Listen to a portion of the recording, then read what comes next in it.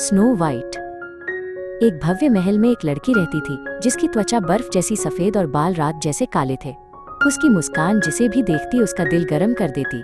लोग फुसफुसाते, वो कितनी दयालु और सुंदर है। स्नो वाइट के दिन वसंत की सुबहों की तरह खिल उठे।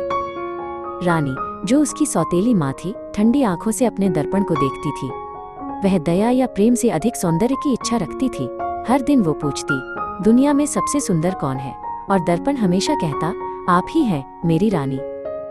एक सुबह दर्पण चमका और एक नया सच बोला, सभी में सबसे सुंदर स्नो वाइट है। रानी की मुस्कान बर्फ की तरह जम गई। ईर्ष्या उसके हृदय में आग की तरह जल उठी। रानी ने अपने शिकारी को अंधेरे गलियारे में बुलाया।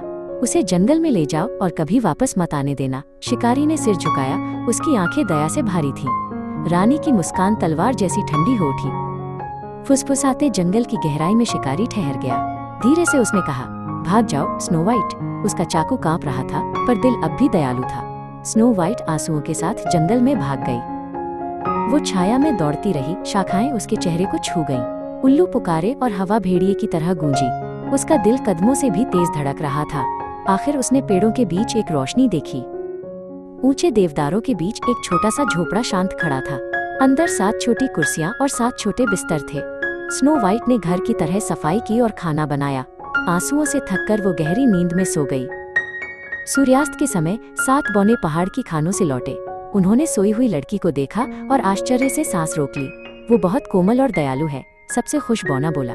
बौनों ने उसे हंसी और गीतों से स्वागत किया। हर सुबह झोपड़ी संगीत और गर्म रोशनी से भर जाती थी। स्नो वाइट सूप बनाती और लकड़ी का फर्श बुहारती। रात में वे आग के पास नाचते और कहानियां सुनाते। दयालुता उनके घर का सबसे मधुर गीत बन गई। दूर महल में रानी फिर से अपने दर्पण के सामने खड़ी थी। तीखे स्वर में उसने पूछा, सबसे सुंदर कौन है?